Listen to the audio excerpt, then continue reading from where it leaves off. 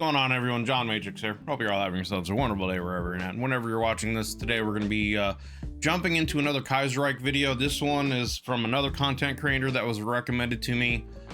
This is what if there was a second American Civil War by JD Media. Kaiser Cat Cinema videos.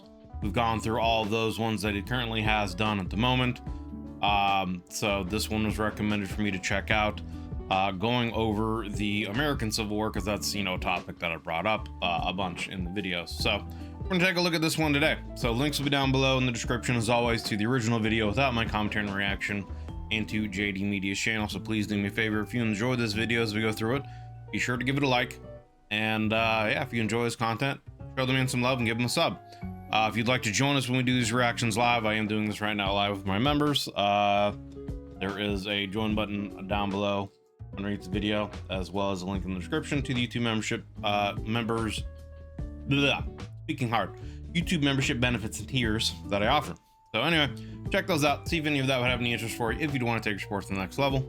Well, all that said, jump in the video. So again, this is what if there was a second American Civil War by JD Media in the Kaiserreich universe.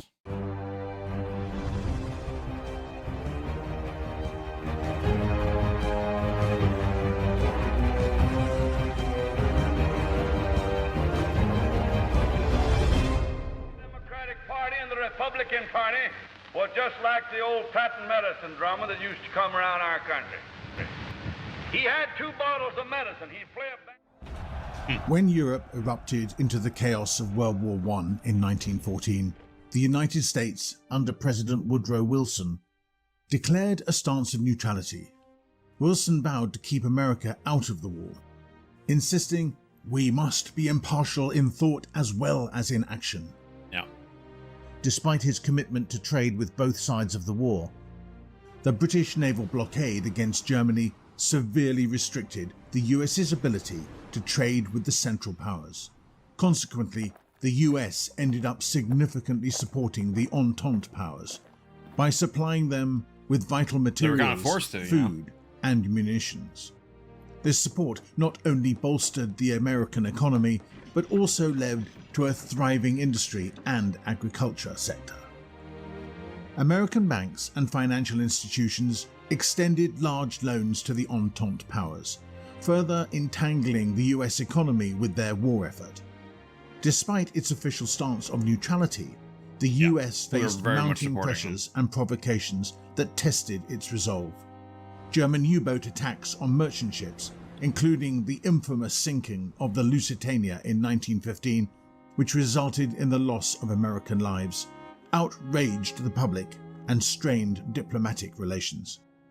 In response, Wilson demanded that the German government take immediate steps to prevent the reoccurrence of such incidents.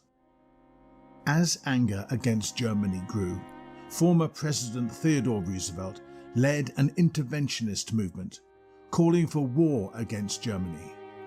President Wilson resisted these calls and narrowly won the 1916 presidential election with the slogan, "He kept us out of war." In his second term, Wilson continued his policy of neutrality while supplying the Entente. His government's... I think, isn't that one of the divergence points? Again, like I've said this as we've gone through these videos, that World War I era really isn't something I'm super knowledgeable about. But isn't that part of the divergence point? Didn't Roosevelt actually win, like, in real history? And we went into war because of that? Maybe I'm mistaken, but that's what I thought happened. Biggest concern was the potential resumption of unrestricted submarine warfare by Germany and the sinking of US ships. Unbeknownst to Wilson, the German High Command was indeed considering reinstating this policy, but it was ultimately rejected by the German Kaiser. Yeah. With this decision, there would be no justification that could convince America to join the war. As the war in Europe gradually turned against the Entente, American investors began demanding more assurances from Britain and France. President Wilson... Yeah, we've, you know, at that point, again, as he stated, A lot of companies have invested into the Entente and have loaned them a lot of money, and the war is not necessarily looking favorable for them. So yeah, if the British and French, the Entente, essentially don't come out on top of this war, a lot of people are going to lose a lot of money. So not going to make a lot of people very happy. Remained broadly. I could see that being one of the reasons that could spark, some unrest here in the country, is people making poor investments, losing a lot of money. If only we'd gone to war, things would be different. Popular. During the remainder of his term, the temperance movement reached its zenith, advocating for the prohibition of alcohol, with attempts to implement prohibition at the federal level. Yeah. However, wet senators successfully filibustered these efforts to ban the sale of alcohol. Consequently, this setback The led to a prohibition didn't decline happen, huh? in public support for the movement over time. Wilson had hoped to... That's pretty fascinating. So prohibition didn't happen, I guess. I think that's what they're saying, is that prohibition didn't happen in this timeline, which would have, that in and itself in American history would have had a lot of huge ramifications. A lot of what happened with the mafia and those things was simply because of the prohibition laws. And that's where people would get their alcohol and other things were from these crime bosses, etc. to run for a third term, but suffered a serious stroke in 1919 that left him medically incapacitated. In Europe, the Weltkrieg eventually came to an end, with the Central Powers emerging victorious. Despite the defeat of the Entente, which led to significant losses for American investors, US industry and enterprise continued to flourish. Okay. Entering the next election with widespread public support, the Democratic Party campaigned under the banner of "We kept you out of the war." The Democrats nominated William Gibbs McAdoo, Wilson's Treasury Secretary, who ultimately won the 1920 presidential election. McAdoo's term began with a flourishing economy and optimism for the new decade, marking the onset of what would later be known as the Roaring Twenties. The Roaring Twenties, yeah. With the revolution in France and Russia, the influence of syndicalism and Bolshevism began drifting to the United States. The Socialist Party of America, SPA, the main socialist party in the US, drawing support from various left-wing groups, found itself increasingly divided. In 1919, the election of the Socialist Party of America's National Executive Committee saw control of the party fall to its more radical left wing for the first time. One of the newly elected members was John Silas Reed, or as he preferred to be called, Jack Reed. A freelance journalist based in New York City, Reed had written for both mainstream and radical outlets. He covered the Mexican Revolution in 1913, but his most significant experience was traveling to Russia in 1917, where he witnessed the October Revolution and the rise of the Bolsheviks. Gotcha. Reed chronicled his experience in his book 10 Days That Shook the World, which was released to much attention in America's leftist circles. Reed became an enthusiastic supporter of the new socialist government and began working closely with them. He developed close ties with the inner circle of Bolsheviks, including Leon Trotsky and Vladimir Lenin. Deeply committed to their cause, Reed delivered a passionate speech at the Soviet Congress, declaring his intention to bring the message of revolution to America. He returned to the United States in 1918, determined to spread the revolutionary ideals.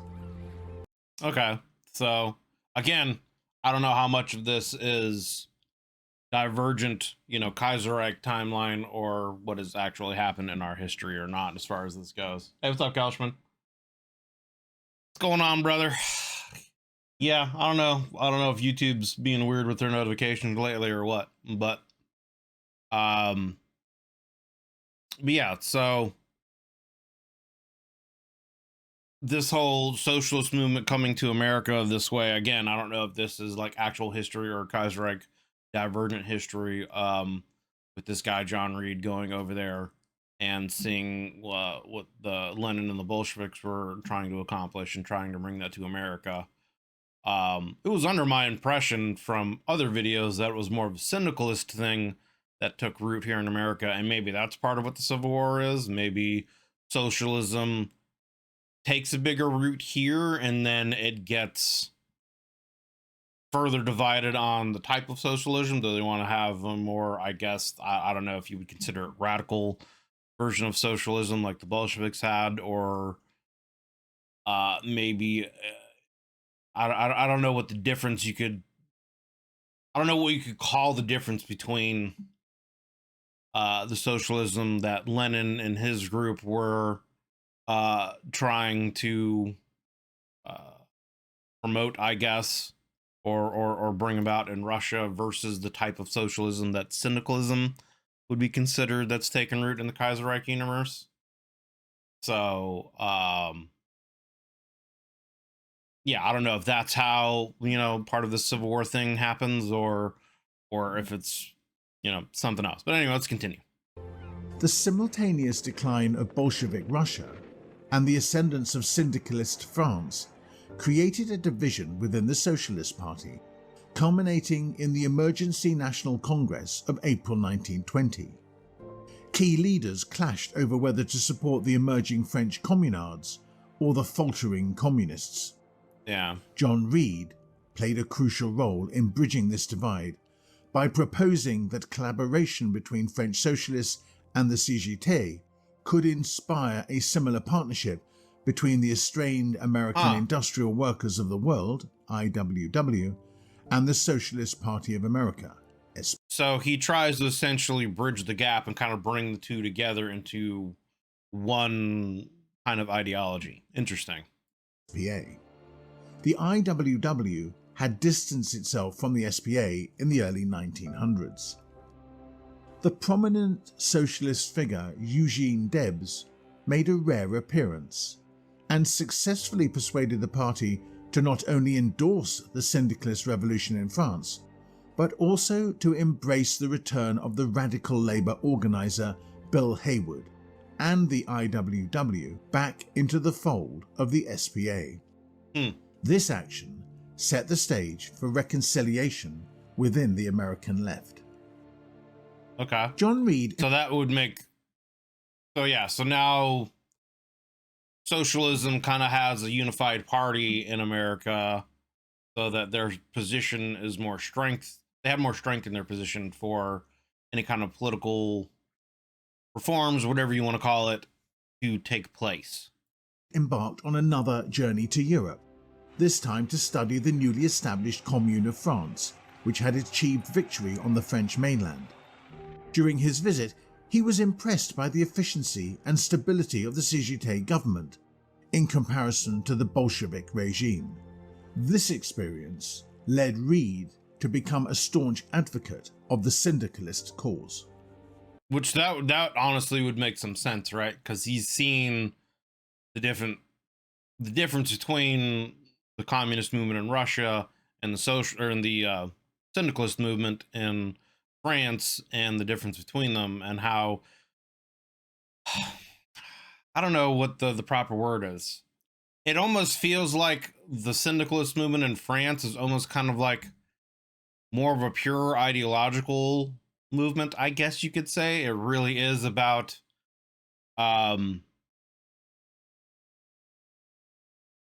giving power to the working man and letting the working man decide how his life should be, kind of a situation. And I don't know if necessarily that's how the picture was for the communist movement in Russia. You know what I'm saying? So. Meanwhile, President McAdoo faced his first serious domestic crisis in Mingo County, West Virginia. This crisis stemmed from a violent labor dispute in Matawan that resulted in 10 deaths, including the mayor. Thomas Felts, the chief of the Baldwin Felts Detective Agency, sought to prosecute Matawan Police Chief Sid Hatfield and others for the death of his brother. When Hatfield and his deputy Ed Chambers arrived unarmed for their trial on 1st of August 1921, they were gunned down by Baldwin Felts' agents, sparking outrage amongst West Virginia miners who organized and armed themselves. On August 25th, about 10,000 United Mine Workers UMW coal miners, against the advice of union leader Mary Mother Jones, marched to Logan, an anti-union stronghold. After clashing with local forces, they seized the city. President McAdoo threatened martial law if the miners didn't disperse, prompting federal troops to intervene under General William Mitchell. Just escalating the situation here. The troops surrounded the town, demanding the miners surrender or face treason charges. And this would only end up escalating the syndicalist movement here more, because you have a bunch of hardworking coal miners with a very demanding, labor-intensive job that also has a lot of very negative side effects for, health-wise. The picture could easily be seen as, the little man sticking up for their rights and their way of life, essentially trying to be put down by the government. So you could easily see that picture being drawn up from this, which would only spark the flames of, uprise even further. Following aerial bombings and tear gas attacks, most miners surrendered, though they hid their weapons. The promised amnesty turned out to be false, leading to trials and executions of key leaders. Amnesty was false. See, the president lied and he ended up prosecuting them instead of giving them amnesty. That's not a good look, brother. Aftermath of the so-called Mingo War, Vice President Alexander Palmer launched a campaign of left-wing suppression known as the Palmer Raids. Thousands were arrested without trial, but the raids largely failed due to their disorganization and the national outrage over the Mingo executions. These events strained relations between organized labor and the Democratic Party, particularly with the American Federation of Labor. The shock and anger over the executions of the Mingo War's leaders drove leftists to unite under the Socialist Party of America, which began to grow as an electoral force. This marked just one of the labor disputes McAdoo encountered. In the spring of 1923, Seattle was engulfed in a general strike. Workers from various unions and backgrounds... This seems to be a theme of him not dealing with labor disputes very well, which is pushing more and more people towards the idea of syndicalism, seems to be what's happening here. United, initially to demand concessions from the city and its industries, but soon expanded their ambitions. They formed a general strike committee, later declaring the Seattle Commune, effectively governing the city from early April to mid-May. John Reed, back from France, actively engaged in the Commune's affairs, emerging as a prominent advocate for the workers. The mere mention of a commune sent shockwaves through McAdoo's administration. I bet. The president once again threatened martial law, and upon news of imminent army deployment, the General Strike Committee dissolved and normalcy resumed. Unlike the events in Mingo, this uprising saw no executions due to a lack of substantial violence. John Reed's writings on the episode bolstered the appeal of syndicalism in America, propelling him into a leading role within socialist circles. During this period, the general public largely backed the president's decisive measures to quell disruptive strikes. With the economy remaining robust, McAdoo was perceived as a steady and composed leader, steering the nation. Yeah, I could see that as well. Like, he could be the picture of him being a good, stable general president, keeping, America out of the war, but our industry has, benefited and profited because of our support of, the Entente. foreign countries, etc. So I could easily see him having that perceived image of, we stayed out of war, the economy is good, the roaring 20s are happening, things are booming. Prohibition didn't happen, so yeah. Consequently, he secured re-election in 1924. In that year, global turmoil unfolded with the eruption of the British Revolution. Yeah. President McAdoo tried to calm Wall Street, assuring that the situation remained manageable. That's true, right? Because a lot of American businesses had investments in Britain in particular, um, from World War One. And then after the end of it with the fall of France, they probably would have been relying on or investing even more so in Britain. And then with the British Revolution and the monarchy being exiled to Canada, yeah, that could be, I could see that being a big issue. However, by mid-April 1925, it became evident that the Royalist government was on the verge of defeat. America's primary trading partner endured a devastating setback, triggering a financial panic. On April 20th, the New York Stock Exchange experienced its most significant drop in history, abruptly ending the Roaring Twenties and heralding the beginning of the Great Depression. So the Great Depression just happened in a different way this time, it seems. In the wake of the stock market crash, the United States found itself grappling with the devastating consequences of the economic downturn. Businesses faced plummeting demand, leading to widespread layoffs and closures. Unemployment soared, reaching unprecedented levels as families struggled to make ends meet. Banks faltered under the weight of mass withdrawals, exacerbating the financial turmoil.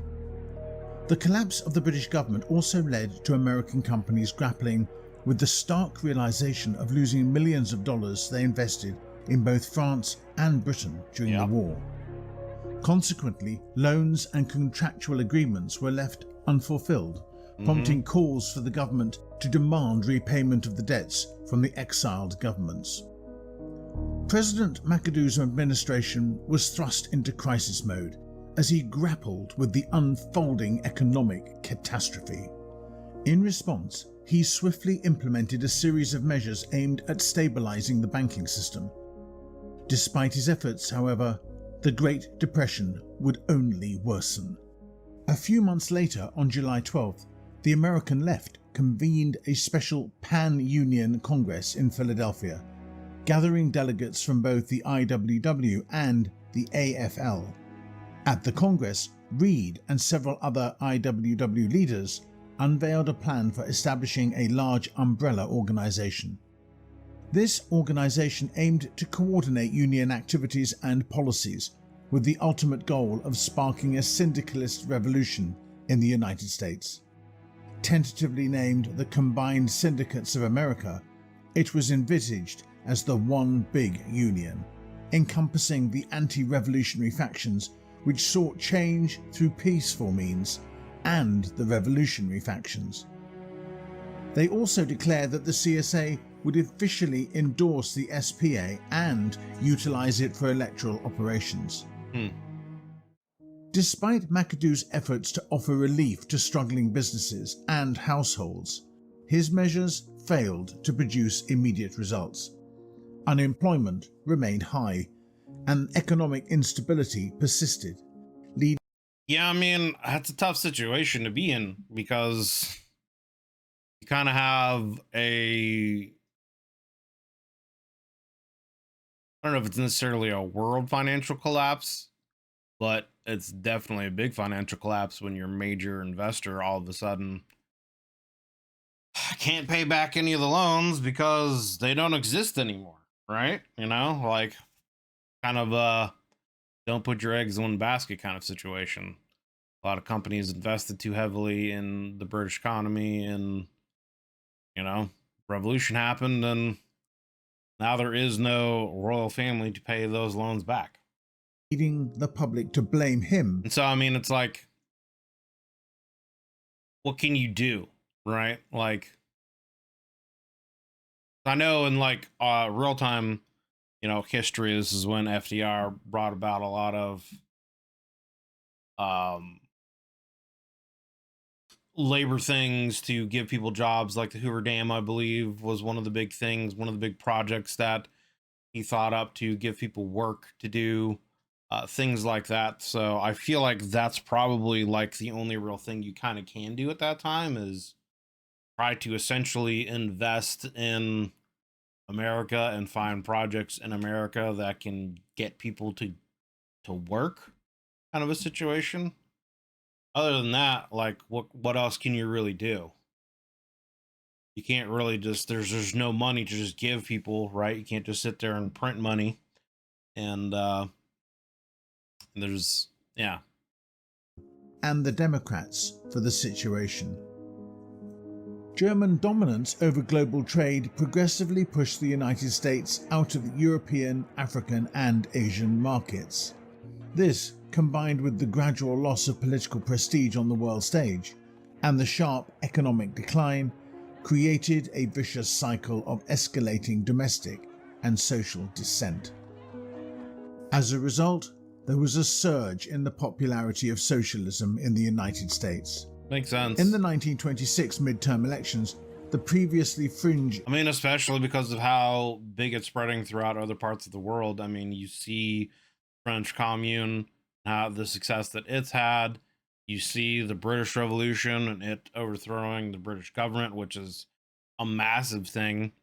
There's still socialist elements going on over in Russia. They're a little bit more democratic, I think. But, you know, there's still a lot of this spreading. So it only makes sense that it would come over here, especially during a time of major unrest.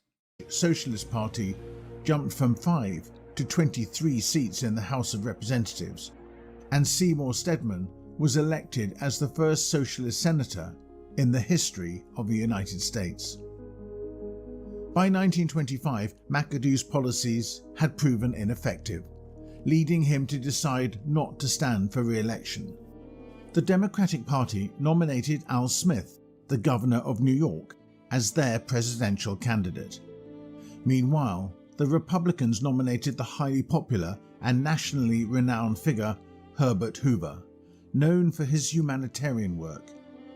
Hoover's strong polling numbers positioned him well ahead of Al Smith, and he campaigned on the promise of implementing a comprehensive rail construction program to address unemployment. His platform received widespread acclaim from the American press. The SPA nominated Norman Thomas, who led the anti-revolutionary wing of the CSA. On election day, Herbert Hoover easily defeated Al Smith, securing a decisive victory in the election. However, Norman Thomas managed to win several Midwestern states, showcasing the viability of the Socialist Party. John Reed also ran for senator in New York State and achieved an upset victory. This convinced him that perhaps reforming the country from the top was possible. During the transition from the McAdoo to Hoover administrations, the 19th Amendment to the United States Constitution was swiftly proposed and ratified, moving the presidential inauguration from 4th March to 20th of January. Hoover attributed the primary cause of the Depression to a fundamental lack of confidence in the financial system.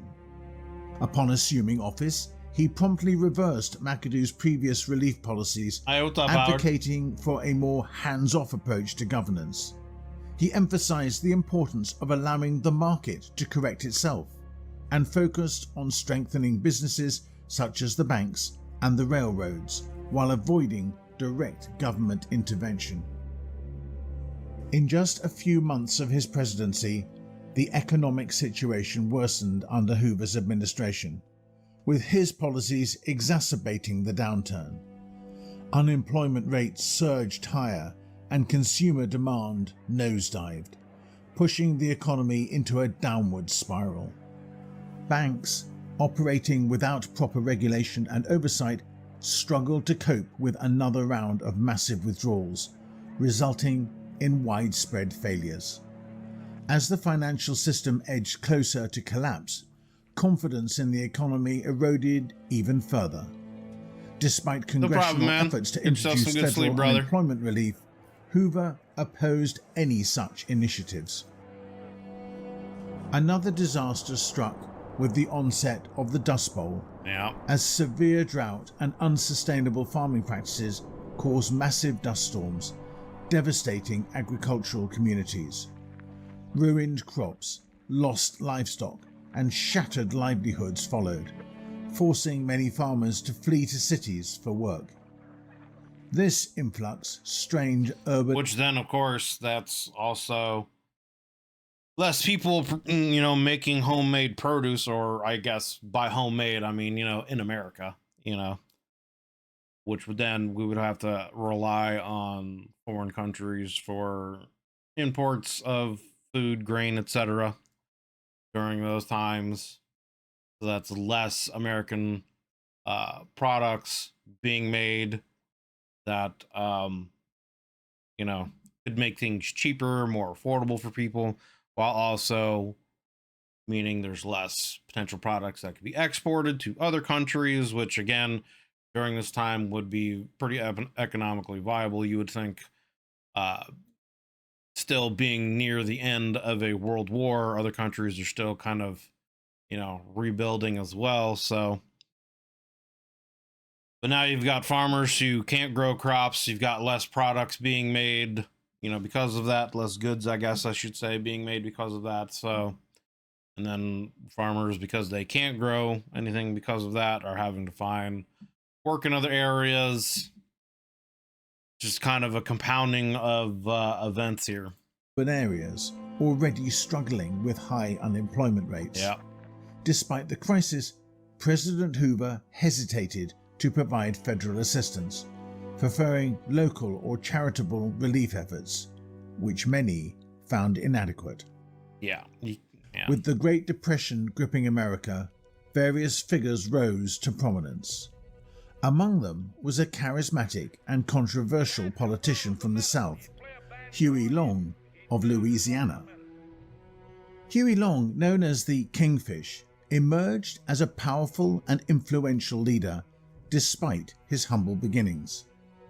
Born into poverty, Long's ambition led him to law school, and he passed the bar exam in 1915.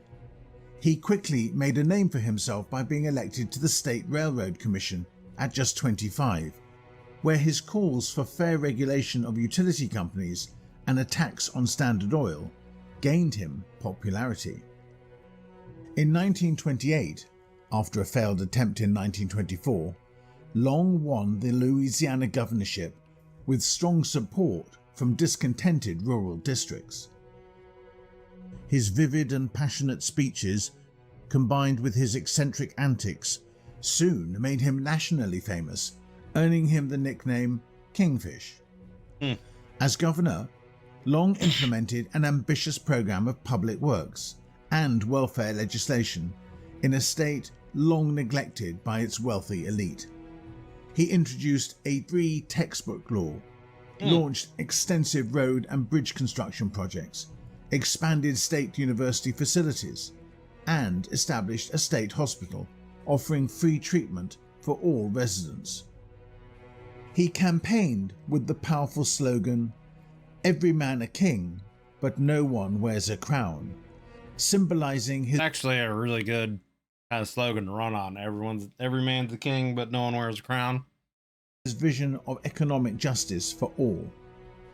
It makes me wonder, like, during a time of a depression like that, with all this stuff going on, like, where is he finding the funds to do some of these things? How is he able to get all these construction things going, without any kind of funding? Where is he getting the money to pay for all these things? How is he able to give textbooks, to schools and things for free for people so they can get more educated on things? Free, essentially, kind of, healthcare, or at least doctor's visits for certain things. Like, makes me wonder just where you're getting, like, the money to be able to provide these things. It's got to come from somewhere, right? You know what I'm saying?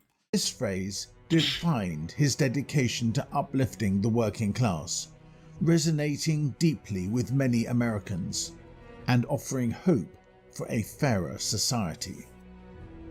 Long opposed excessive privileges for the rich and financed his improvements through increased inheritance and income taxes, as well as a severance tax on oil. These actions earned him the bitter enmity of the wealthy and the oil interests, but solidified his reputation as a champion of poor whites. However, despite Long's folksy demeanor and likability, his leadership concealed a ruthless autocracy. Surrounded by gangster-like bodyguards, he exerted control over the legislature through intimidation and force. Long further cemented his power by appointing loyalists and family members to key positions across the state, leading to accusations of nepotism and corruption. When faced with impeachment proceedings for these allegations, Long manipulated the system to his advantage, using his influence to adjourn the session before any action could be taken against him. Interesting. Seeking greater authority, Long pursued a seat in the US Senate. Unlike his peers, he employed direct attacks, insults, and colorful rhetoric against his opponents. So he sounds more like a modern-day politician. Upon his election to the Senate in September 1930, Long aggressively advanced his agenda, effecting significant changes in Louisiana's government. He dismantled local governance structures and assumed personal oversight of all educational, police, and fire department appointments statewide. Long consolidated control over the state militia, judiciary, and electoral processes, leaving citizens with no legal recourse. Really? Despite his supporters' admiration So, hold on. I want to listen to that again real quick. and assumed personal oversight of all educational, police, and fire department appointments statewide. So he has personal control over the schools, the education system, police, and fire departments throughout the whole state. And then it goes on to say he basically kind of removes the rights from everyone. Long consolidated control over the state militia, judiciary, and electoral processes, leaving So he basically made his own kind of dictatorship country, you know, in Louisiana. citizens with no legal recourse. Despite his supporters' admiration, critics condemned Long as a virtual dictator of the state. His ambition had begun. Entering the 1932 presidential election, little had improved in the country. Despite slim odds of victory, Hoover and the Republicans decided to press forward with his candidacy. Meanwhile, the Democrats, hoping for a revival, witnessed internal divisions as Huey Long. Yeah, it doesn't sound like it's good for anyone, right? Like he's going to say here, the Democrats are kind of divided on who they want to as their primary candidate, and there's not really a whole lot of support going on for Hoover right now because he's kind of failed the country in any kind of reforms to help, bring the economy and the working class back together. Sought the Democratic nomination, only to face opposition from the party establishment, which backed Maryland Governor Albert Ritchie, due to concerns over Long's unpredictability. I mean, yeah. During his election campaigning, Hoover encountered some of the most hostile crowds ever witnessed by a sitting president, enduring consistent heckling along the trail. The 1932 election emerged as one of the most chaotic in history. As the somewhat recovered Democrats and the rising Socialist Party of America gained ground, they peeled off several states from the Republican Party. This fragmentation prevented any candidate from securing a majority of electoral votes, leading to the invocation of the 12th Amendment. The election was then decided by the House of Representatives in an extremely contentious decision, ultimately resulting in Hoover's re-election for a second term as President of the United States, a decision with lasting repercussions for the American political system. I would bet. Enraged, long-parted yeah, right. Essentially, that's an elected official who wasn't then elected by, the populace, right? So that would have all kinds of ramifications, you would think. ways with the Democratic Party. I wonder if that actually has happened in history, where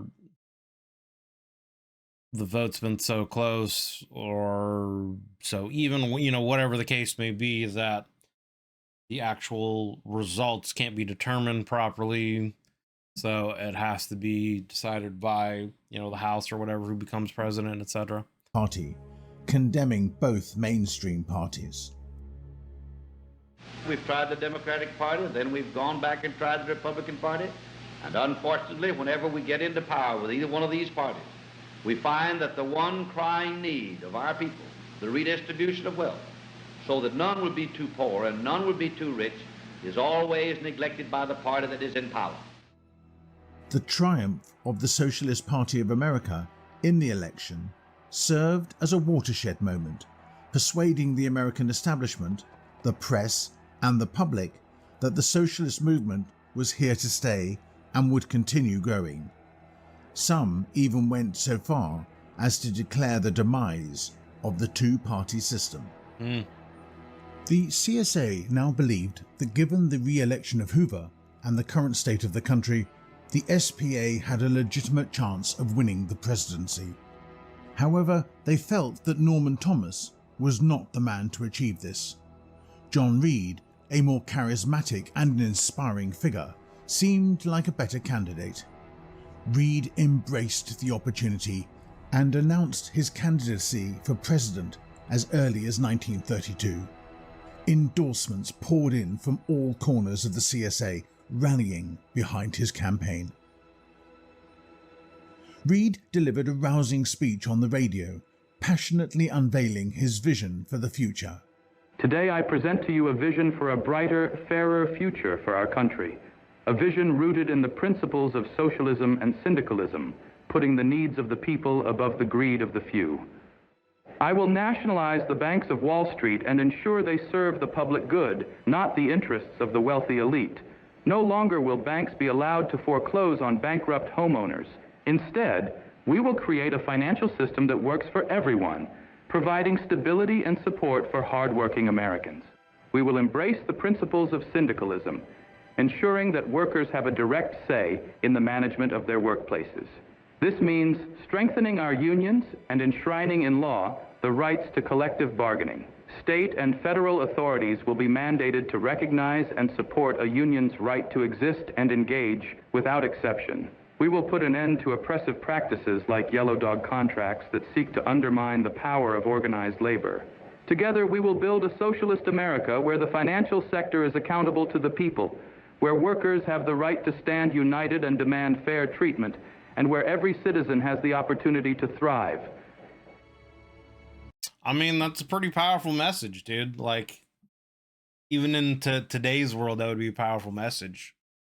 You're essentially saying that you're going to give all the power to the worker and to the people, essentially, that the government has to acknowledge unions, and that every worker has a right and a say in what happens to their management and how policies are enacted and affected that could affect how much they get paid, and all kinds of stuff like that. You're essentially saying the worker has more power and more rights. So I mean, that's a powerful message, especially again during this kind of time period where syndicalism is spreading throughout Europe, and coming off the Great Depression. You have a president in Hoover who has not been able to, what's the word I'm looking for? I guess essentially just bring America back to a better state, out of the Great Depression, get people back to work, get farmers back to farming, get America back to what it was supposed to be, essentially. Hoover continued with his stubborn policies, convinced they were right for the country. The Democrats tried to introduce an unemployment relief bill, the Garner-Wagner bill, yet Hoover vetoed the legislation. Huey Long began to hint he was going to run for the presidency as a third party. If the events continue as they now are and circumstances are what they appear to be, it's almost certain that I will be a candidate. Labour strikes, supported by the CSA, continued to escalate, leading to frequent clashes and riots between workers and the police. In reaction to this growing unrest, far-right factions began to rise and push back against the labour movement. This alarmed the establishment. In response, Hoover instructed military planners to revise War Plan White, the contingency plan for dealing with severe domestic turmoil. He also placed more trust in General Douglas MacArthur, a rising star within the establishment. MacArthur had asserted that the government must stand firm against any rising political extremists. Consequently, Hoover extended MacArthur's term as Chief of Staff. Yeah, this is where I could see things heading toward the Civil War situation, where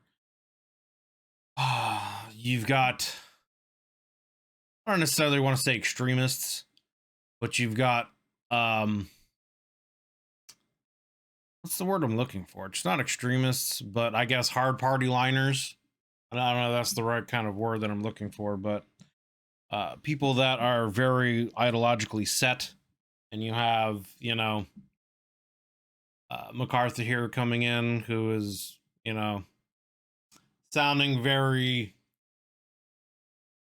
militaristic in how he wants to handle things. And you've got, you know, just with everything that's gone on and what they're talking about here, this I can easily see this leading towards essentially a civil war situation where both sides essentially aren't going to back down. Things are only going to escalate more, and the only way they escalate is to essentially war. You know, that's unfortunately that's how things happen. 1934, Huey Long officially announced the formation of the America First Party and declared his candidacy for the 1936 presidential election. He declared that the AFP would put Americans first and foremost, and that he would lead the nation against the rising threat of syndicalism. The America First Party quickly gained popularity. Interesting. So he was against syndicalism. He's, I guess, a socialist movement, but it's against syndicalism. Okay. So is he kind of more, I guess, from everything that it sounds like he's a little bit more authoritarian, I guess. I don't know if that's even the proper word, but it sounded like he basically turned Louisiana in kind of a dictatorship for himself. You know, even though I guess the state was prospering, right? But people didn't necessarily have a lot of rights. He was in control of essentially everything: the education system, police departments, fire departments, the judicial system, the militia, like everything answered to him essentially. So, winning support across, I mean, when you put someone like that in charge of America, he's only going to probably do the same thing, and then, you know, then we have a dictator in charge. The South and attracting millions of voters. Long introduced his economic plan, Share Our Wealth, arguing that the nation's wealth was sufficient for everyone to live comfortably, but was unfairly concentrated among a few millionaire bankers, businessmen, and industrialists. We expect to see the 48 states of America and the United States fall in line with Louisiana's Share Our Wealth program. That will mean that there'll be no such thing as a man without a home and something to eat and something to wear and a job. If you allow a big man to have billions, then all of us can't have anything else. While critics labelled his policies as a form of light syndicalism, Long denied these claims, asserting, "This plan is the only defence this country's got against syndicalism." He also launched his motto song, "Every Man a King." It's interesting to see how just these different factions and political ideologies in this alternate timeline have kind of come together. How there's been so many different leftist movements that have cropped up during this time period. And then even though we made it through the World War fine, and even seemingly through the Great Depression okay, but then it was also the Dust Bowl, movement after that happened, and us not being able to produce any more crops, and just so many compounding events really seems to kind of led to this, right? Like, if even one or two of those things had gone a different way, if people didn't have if essentially the British Revolution didn't happen and the royalty wasn't exiled, and all of the loans essentially that Wall Street, etc., had, and all the businesses had invested in, those didn't go default, essentially didn't go belly up, the Great Depression wouldn't have happened, our economy would have held strong, etc., etc. And so a lot of this probably wouldn't have happened. Syndicalism probably wouldn't have had as big of an appeal as it has, as well as other leftist movements, etc., etc. So it's just interesting to see how, like, kind of all of these domino effects have, like, accumulated to where we currently are right now, with essentially the two-party system almost kind of breaking down, and now a third party coming in here with Huey Long, and its growing popularity. Although it seems like, from the outside perspective, it's kind of like a lesser form of syndicalism, but also potentially on the inside, it could be a dictatorship if you were to get into power, with everything he's done to the state, of Louisiana. So it's interesting to see all these things and how they're taking place. Every man a king, every man a king, for you can be a millionaire. That's fine. But there's something belonging to others. There's enough for all people to share.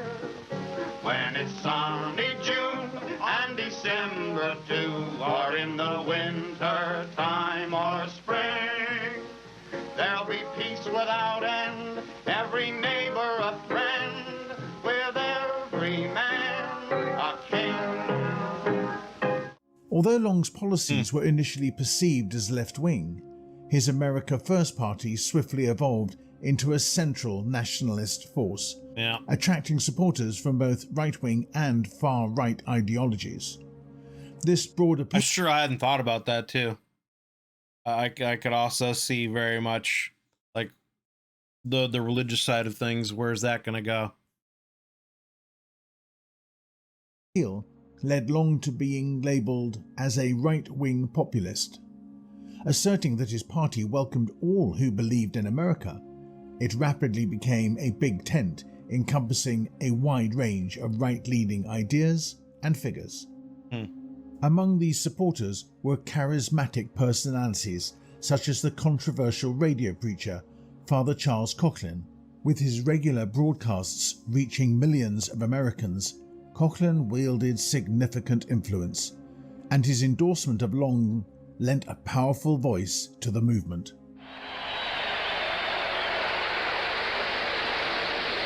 When men become so prideful that they believe their destiny is to rewrite the eternal law of God, it's time for their fellow citizens to rise up in their wrath and, through the agency of ballots and not bullets, to relegate them to the pages of the past.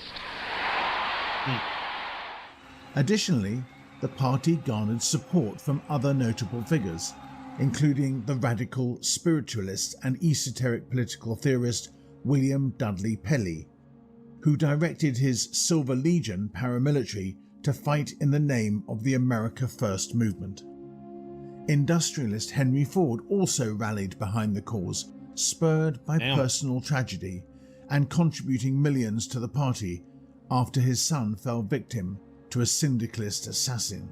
Wow. Furthermore, national celebrity Charles Lindbergh, following the tragic loss of his son at the hands of a convicted German immigrant, became deeply involved in nationalist politics. Again, like, it's interesting seeing all these dominoes kind of, you know, fall into place or whatever that has brought these things to where it is.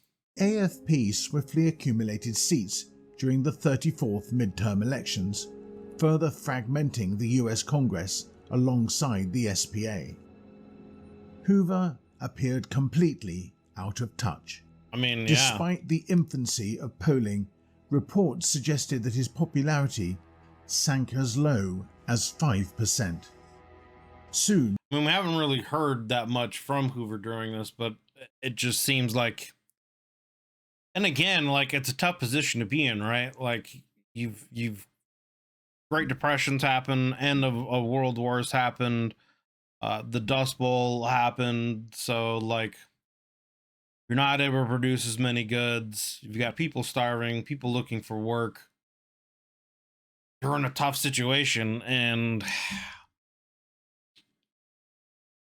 people are looking for answers and they're finding it elsewhere. You know what I'm saying?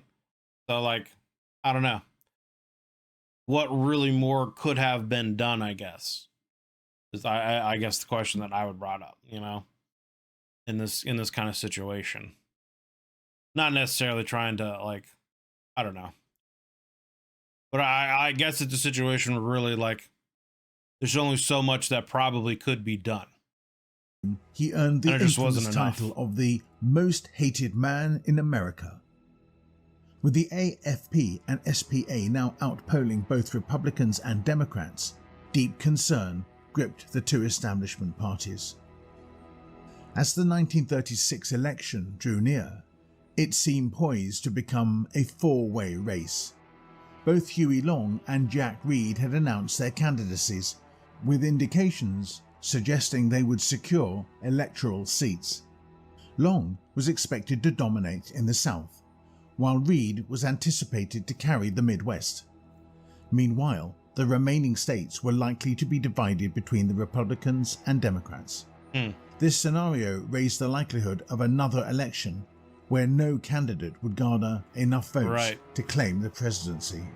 Which, yeah, would Hoover not be good. had finally realized that federal aid was necessary and promised not to veto the reintroduced Garner-Wagner bill, which was seen as the last chance to offer relief to the unemployed before the election. Due to the divided Congress, passing the bill would require support from either the AFP or the SPA. However, the worst occurred on February 3rd, when the Berlin Stock Exchange crashed, bringing down Germany and the rest of Europe and ushering in what became known as Black Monday. Yeah. The collapse of Europe's economies quickly impacted America, erasing any progress Hoover had made and effectively delivering a death blow to the US economy. This further galvanized support for Reed and Long, as more people clamored for radical solutions to end the Depression. Both the Democratic and Republican parties had actively opposed the SPA and AFP, rejecting any demands from Long or Reed regarding concessions in the Garner-Wagner bill. Determined to defeat the bill, both men vowed to sink it. After an incredibly close vote, the bill ultimately failed to pass. Long and Reed blamed the establishment for the failure, leading to riots and protests erupting in parts of the country. With violence escalating, the AFP and SPA each formed their own paramilitary units. The AFP established the Minutemen, and the SPA created the Red Guards. These factions took on the role of protecting their party's strongholds and rallies, often engaging in violent clashes on the streets, armed with weapons and prepared to break the law. The Republicans and Democrats grew increasingly fearful of the prospect of Reed or Long winning, seeing it as a threat to American democracy itself. In a desperate move, the parties. I mean, yeah, right. Like if either of those two in, you're either going to have a socialist kind of government come in, or you're going to have a potential dictatorship. So, entered negotiations and even reached out to the progressives. In a landmark decision, the Republicans, Democrats, and progressives agreed to form a coalition unity ticket. However, in a controversial move aimed at thwarting Reed and Long's appeal, the coalition believed the best strategy was to nominate a charismatic progressive outsider capable of matching Long and Reed's appeal, while also addressing the public's desire for change. Floyd B. Olson, governor of Minnesota and member of the Farmer Labor Party, emerged as their choice. Olson, also known for his progressive stance, had worked closely with unions and supported initiatives for the poor. Despite receiving praise from both Long and Reed in the past, Olson made clear his opposition to radical parties and affirmed his loyalty to American democracy. He was offered the nomination as a compromise candidate, which he accepted, making the unity ticket, a groundbreaking coalition, official. His running mate was Quentin Roosevelt, the favored son of President Roosevelt and senator from New York. Despite facing opposition from various factions within both parties, the higher-ups agreed to support the ticket as much as possible. Olson then delivered an impassioned speech. What we want is to create an economic system so that we can produce enough wealth to satisfy the needs of all the people. We want every man, woman, and child in the United States to have enough to eat. We want every man, woman, and child to have a decent home to live in and decent clothing to wear. The election was officially underway. I mean, it's crazy too that like that's literally the thing that people are running on, is giving basic needs to people: a house to live in, food on the table, and clothing to wear. You know, not even lavish, extravagant, but just basic needs met. Like, that's crazy. And had become a three-way race. Long and Reed denounced the coalition as a ploy by the corrupt establishment to maintain power. All three candidates hit the campaign trail, each drawing massive rallies and being perceived as populists of different factions. The campaign quickly turned ugly, with party militias disrupting political rallies and openly fighting each other. The violence escalated to assassination attempts on Reed and Long, and local politicians were stabbed by extremists. Damn. As tensions mounted, Hoover enacted War Plan White, deploying the National Guard across America to maintain order. The SPA and AFP groups openly clashed with the National Guard. Yep. As the election continued. More than likely, Both parties, Reed and Long's group are going to end up uniting against the establishment, essentially, and that's where the war is going to spark. Rejected any responsibility for the attacks, claiming their National Guard. The SPA and AFP groups openly clashed with the National Guard as the election continued. Both parties rejected any responsibility for the attacks, claiming their paramilitaries acted independently. In self-defense. Meanwhile, the FBI uncovered gun-running operations and intercepted a weapons shipment believed to have originated from the Commune of France, indicating that both paramilitaries were rapidly arming themselves. Interesting. It's also interesting that, you know, Long's group is saying that they're not having anything to do with syndicalism, but they're being not necessarily funded, but what's the word I'm looking for? Militarized, weaponized. They're essentially getting weapons from the syndicalists from France, and of course that's what they want. The commune wants they want a global syndicalist, you know, world. That's been stated numerous times that that's what their end game is. So, doesn't surprise me. General MacArthur publicly denounced Long and Reed, stating, "The actions of these radical factions are nothing short of treasonous. They are fostering an environment of lawlessness and rebellion, posing a serious threat to the safety and unity of our nation. Let me be perfectly clear. Any form of resistance against the federal government, especially one that involves violence and illegal armament, must be met with the full force of the law." And I mean, in his position, you really can't say anything less than that, right? Like it's that same kind of stance of you don't negotiate with terrorists, right? Any kind of perceived weakness in any kind of situation like this is only gonna invite more in the future. Finally, on election day, with a united Republican and Democrat vote, Olson decisively won the election, winning over 300 electoral votes. Both Reed and Long contested the election. Reed claimed there had been voter suppression, while Long alleged the election was rigged and insisted that he had actually won. Long even went as far as giving a mock speech accepting the position of president. President Hoover called for calm and urged the public to support Olson and ensure a peaceful transfer of power.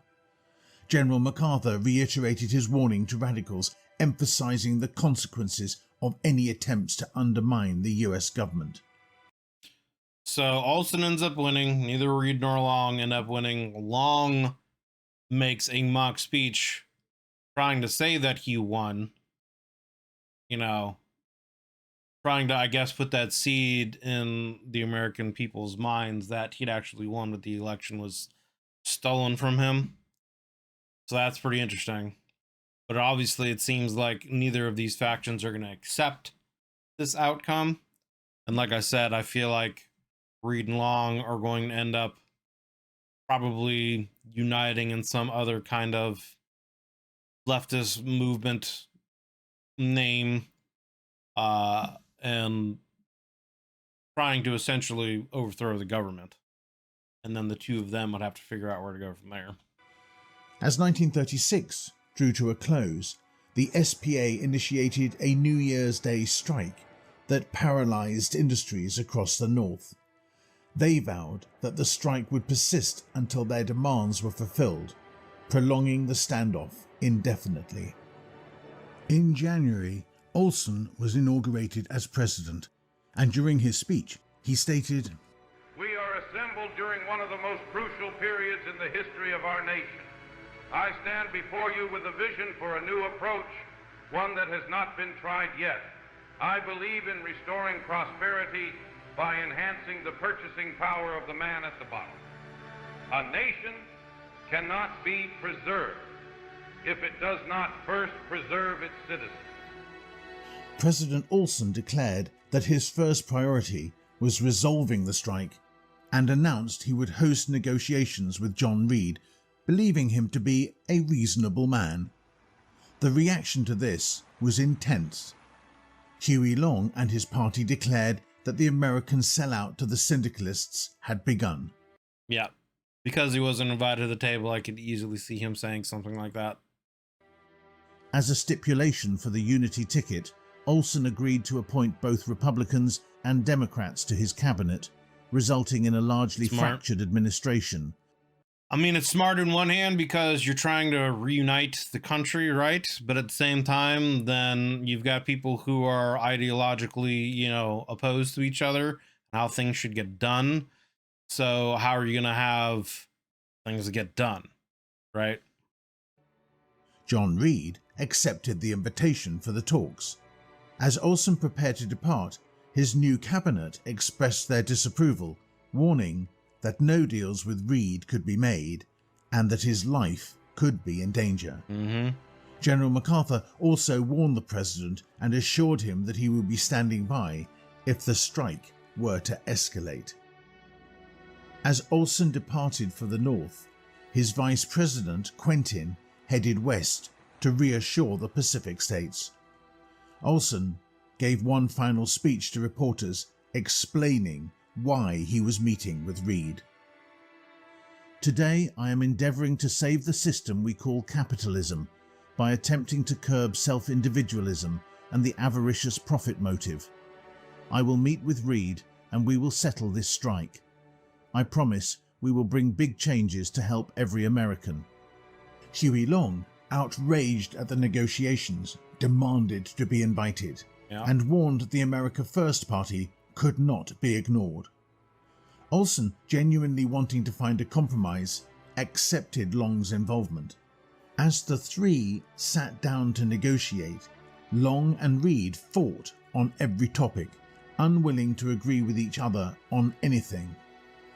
Olson, acting as mediator, tried to find a middle ground. The talks dragged on for days, as the days dragged to a week. The three men were finding stuff to agree on, finding common ground on their relief policies. The president was hopeful things were coming together. But then he received word from General MacArthur stating, "The cabinet is deeply concerned and needs you to return at once." Startled and puzzled by the message, Olson paused the negotiations. I have a feeling this is going to a point where Olson's going to be assassinated. But is it going to be something from the inside? Is like MacArthur going to pull something on this here? Is that where this is going to go? Because I was expecting it to come from like Long. Reed doesn't sound like the kind of person who would do something like that, but in this scenario, Long seems pretty out there. But it seems like they were all finally starting to come to common ground, put an end to the labor strikes, and get things moving again. And it sounds like people in his cabinet are being pretty hard-lined about it and don't want these things to happen, and are probably it sounds like they're almost wanting to have the Civil War happen to eliminate these factions outright, you know, so that they can't have any kind of say in things moving forward in the future. Long and Olson departed in different planes. The president demanded an immediate explanation but received no word from the capital. Unbeknownst to him, the cabinet believed the negotiations had dragged on too long and feared Olson might empower the syndicalists without consulting them. As Olson landed in the capital, General MacArthur, with the permission of the cabinet, initiated his plan. The president was promptly arrested by the US military. Wow, cool. Simultaneously, General MacArthur and the army seized control of the capital and the Congress. Wow. In collaboration with the government cabinet, the general declared an emergency administration and assumed control of all branches of government. A military coup, huh? Olson was placed under house arrest, while Douglas urgently dispatched a telegram to other states. The emergency government is safeguarding the nation from extremist threats before it's too late. The country was stunned by the abrupt. Bro, if I was Olson, I would be pissed, brother. I literally just got elected. I haven't even had a chance to do anything yet. And this is what's happening, right? Like, my cabinet members that I put in positions of power have done this to me. I would be pissed. Actions. MacArthur, granted authority, attempted to enforce nationwide martial law, securing key government institutions and infrastructure while asserting control over media outlets. Despite these efforts, confusion and resistance hampered the implementation of many directives. In response, Huey Long condemned the government, framing the actions as an elite power grab, and called on true Americans to rise up. Meanwhile, in the North... Again, like, that's just giving more fuel to the fire. That's literally like proving Reed and Long's point that, you know, the government establishment isn't for the people, and the whole, it's just going to lead to the ideals of syndicalism looking even more appealing, right? John Reed delivered a radio address from Chicago. And I mean, you would think that those that are in power in the government would look at what recently happened, right? Like within I don't know. I think the current timeline is we're in like 1936, 37, and I don't remember exactly when the British Revolution, happened and ended, but it was very quick that happened and ended, and it did not happen. It did not end in the royals' favor, with them being essentially exiled to Canada, and the syndicalist revolution now being in power. So it could very easily be a repeat of that happening here. Now, maybe that's why they're acting, because they're trying to prevent that. They think that's what's going to happen. That seems to be the case, that's why they're doing it. But it also seems like they're just fueling the fans of that happening, anyway. But I guess they feel like if they can act quick enough, they can maybe eliminate Reed and Long and this kind of uprising and quell it before they're given too much power, especially, I guess, after the FBI had seized a lot of weapons and military supplies that had been given to them from the syndicalists, so I don't know. Chicago, rallying oppressed people and called on true Americans to rise up. Meanwhile, in the North, John Reed delivered a radio address from Chicago, rallying oppressed people against MacArthur and Long. Governors across the Steel Belt swiftly declared support for Reed and the CSA. The Red Guard mobilized, seizing army posts and erecting roadblocks across northern states. Yeah, I mean, a lot of people who probably were divided one way or the other at this point would be choosing a side. Whether it would be to, rise up on either Reed or Long's faction, or I guess maybe enlist in general to be, part of the U.S. military. But this is definitely at a point where people are going to start choosing sides. In the South, governors aligned with Huey Long denounced federal actions as tyrannical. As the South and North became openly rebellious, the general decided to convene an emergency session of Congress to explain his actions.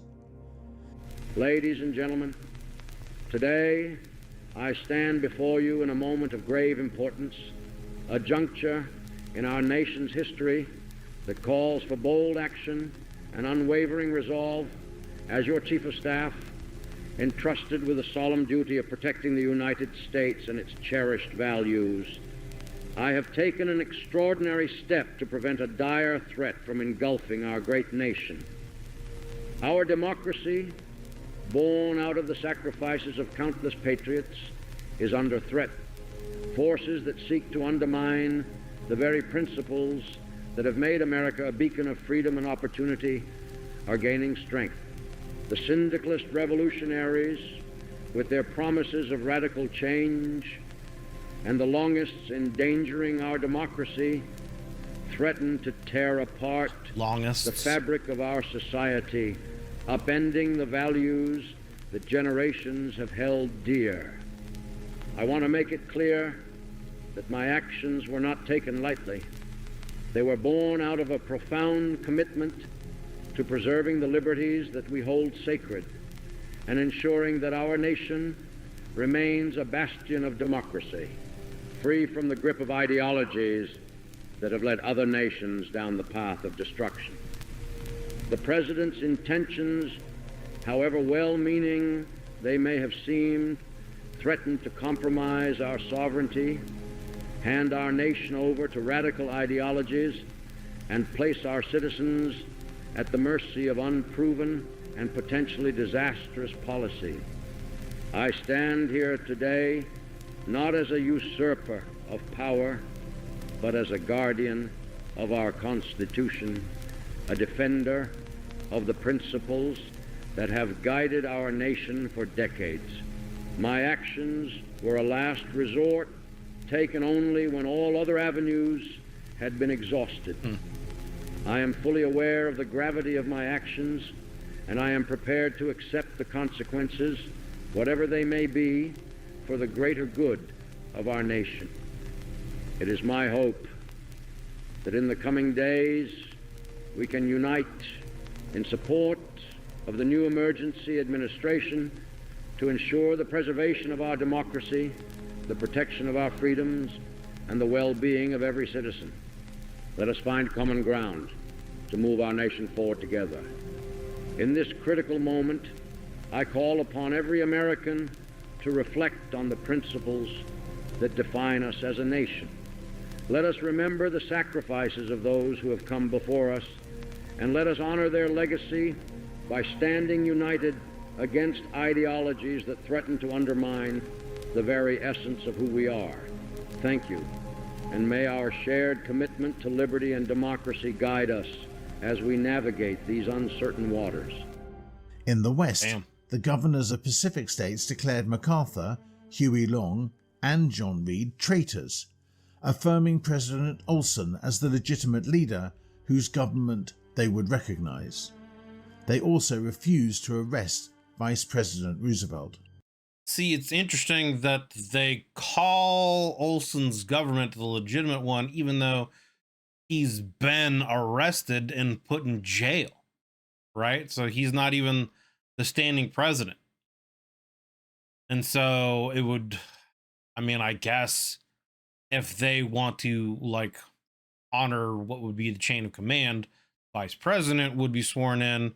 He would probably be more of like a puppet president at that point, doing what the military and the rest of the presidential cabinet and, you know, want to have happen. I don't know. It's very interesting. General MacArthur declared that any state failing to recognize the emergency government would be deemed in a state of rebellion. He issued a 30-day ultimatum. All states must either stand down and accept federal authority, or face imprisonment or execution. Damn. A tense standoff ensued, prompting MacArthur to mobilize federal troops in compliant states. However, thousands of National Guard troops deserted their posts and failed to report for duty, exacerbating the unrest. Riots and I mean, it's a hard sale to ask American troops to fight against their own families and friends. You know what I'm saying? Like, it's a tough ask, man, especially in a situation like this. Widespread chaos erupted across the country as tensions escalated. Reed declared MacArthur a tyrant, prompting syndicalist militias in the Steel Belt to rally in support of the CSA. Volunteers quickly joined their ranks. In the South, Long and the America First Party called upon men to enlist in their cause, mobilizing the Minutemen and the Silver Legion to form the foundation of a Southern army, with additional volunteers gradually stepping up. And I'm sure, you know, visions of a new Confederacy were probably, you know, something a lot of Southerners at the time were looking at as well, you know. It's, I don't know, it's just fascinating. States across the South began declaring their support for Long. Yeah. North and South Texas, huh? So Texas got split. And try to back that up here. Interesting.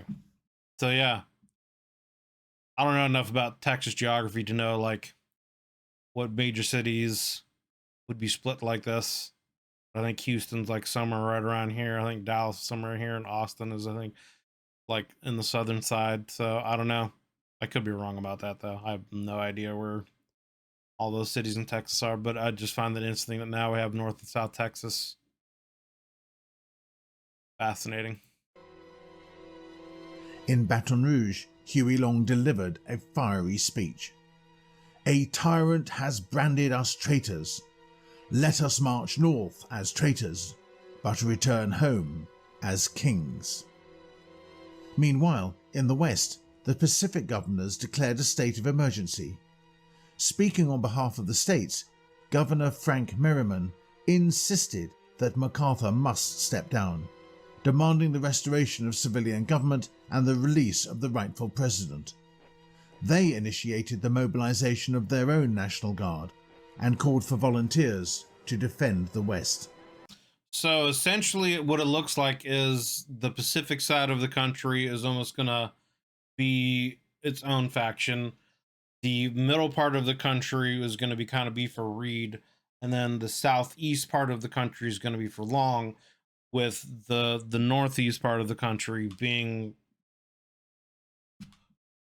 what was the United States, essentially. That's what it seems like things are going to be divided into. John Reed declared what he termed the February Revolution, Or not. proclaiming to his supporters, direct action against capitalist society is now crucial for all Americans. The federal deadline must not only be ignored, but defied. The revolution has begun. In response, the CSA initiated the formation of what they dubbed the Second Continental Army. In the Northeast, the governors refused to follow MacArthur's command, but were dealing with syndicalist militias in New York and New Jersey. Meanwhile, a few governors in New England requested Canadian assistance in the event of war. As the ultimatum... So it sounds like MacArthur literally has no power or authority here. They all want him to stand down. The northern states are asking for Canadian aid in case the war spills out into the streets, because they're having issues with dealing with syndicalist uprisings. This is crazy. Final days counted in the event of war.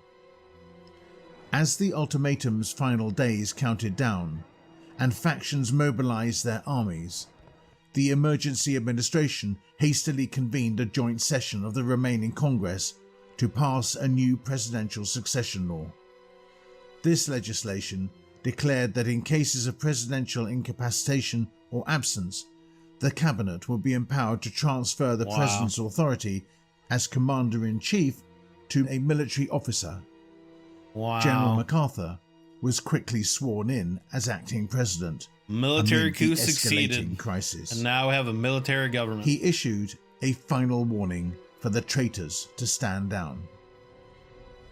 As the ultimatum expired on its last day, the North, South, and West were officially declared in rebellion. The Second American Civil War had begun. What we are hearing is simply terrible. They are calling this a second American Civil War. God help us.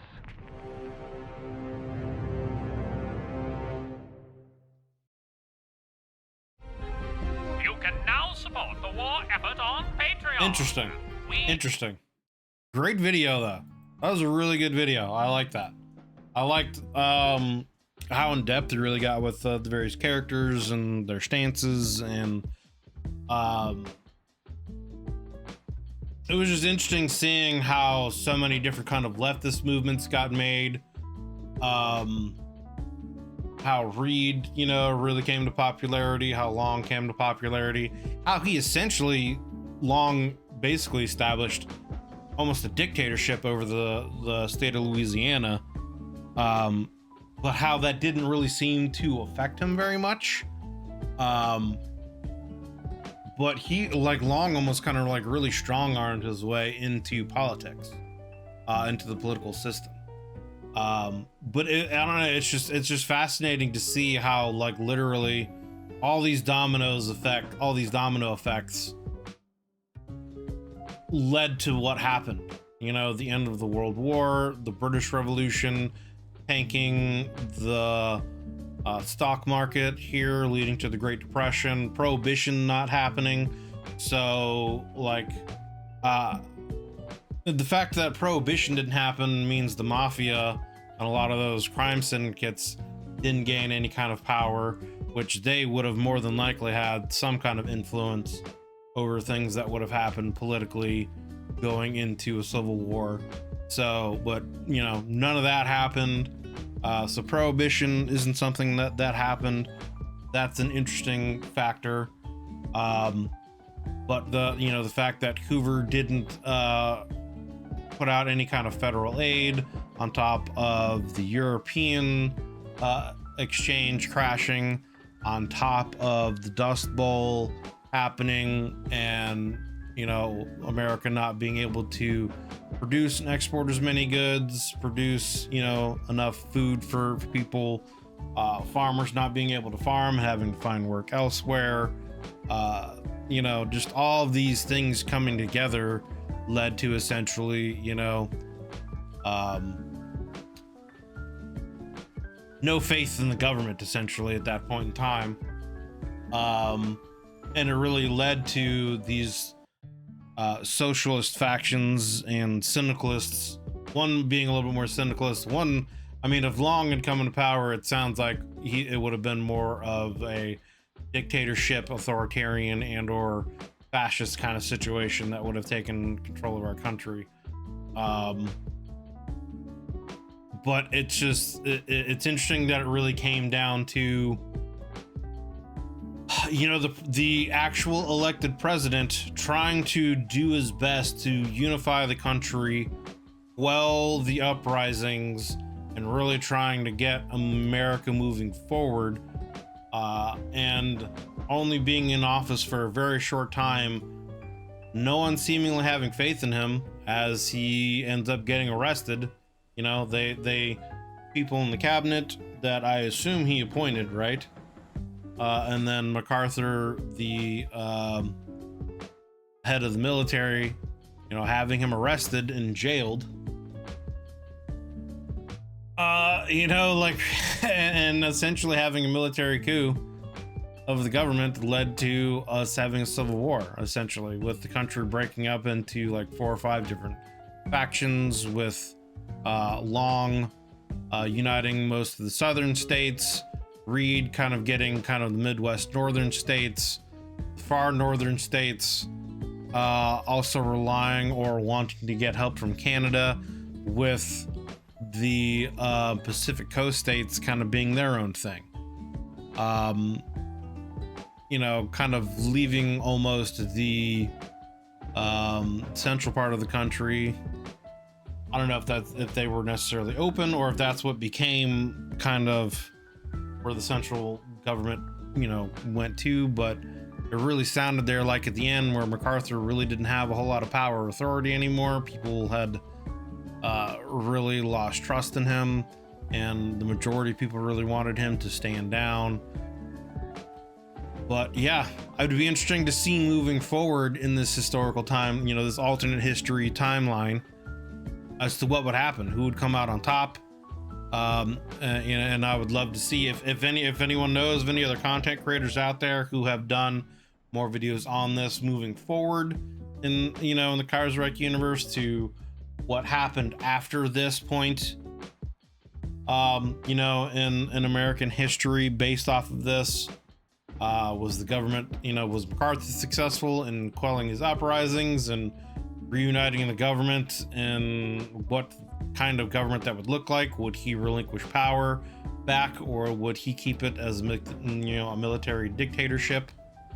Would Long or Reed end up coming into power? Would all of them, you know, end up essentially fighting to the point that they all had to sit down and come to some kind of agreement, and some kind of new form of governance happened? You know, would the United States no longer be united? Would they essentially be divided into, you know, like Long's longest movement in the South, Reed's syndicalist stuff in the mid-northern countries, the Pacific states becoming their own, you know, independent nation, stuff like that? You know, it'd be fascinating to hear what would happen moving forward. You know, would the United States stay united in some way, or would new nations, you know, become, you know, be birthed out of the situation in North America? So it'd be fascinating to see. So yeah, if anyone knows any other content creators that have any more videos on this moving forward, I would love to get into more of that, or just in general any other Kaiserreich videos moving forward. So I'll probably also check out some more of JD Media stuff here and see if he's got any more videos on his take on the Kaiserreich stuff. We might do some more of those while we wait for Kaiser Cat Cinema to get his next video out and his series that he's done. So, but yeah, excellent video, very well done. I really enjoyed the voiceover excerpts from these historical people. And of course, it's always fascinating to me to see the actual like black and white footage from some of these people. If I assume that most of this is actual black and white footage, some of it might be, you know, maybe AI, you know, enhanced in some kind of ways. I don't know, but it's awesome to see. So but yeah, that was What If There Is a Second American Civil War by JD Media. Links down below in the description, as always, to the original video without my commentary and reaction, and to JD Media's channel. Please do me a favor, if you enjoyed this video, give it a like, and if you enjoy JD Media's content, be sure to you know, give the man some support. Hit that sub button on their channel. If you'd like to join us when we do these reactions live, we'd love to have you guys come in here and you know, join our discussions, and we'd love to see you guys, you know, just come in, hang out, and yeah. So if that has any kind of interest for you, there's a join button underneath the video, as well as a link in the description to the YouTube members and benefits that I offer. So take a look at those and see if that would have any interest for you, if you want to take your support to the next level. But yeah, thank you guys. Hope you're all having yourselves a wonderful day. We'll see you guys in the next one.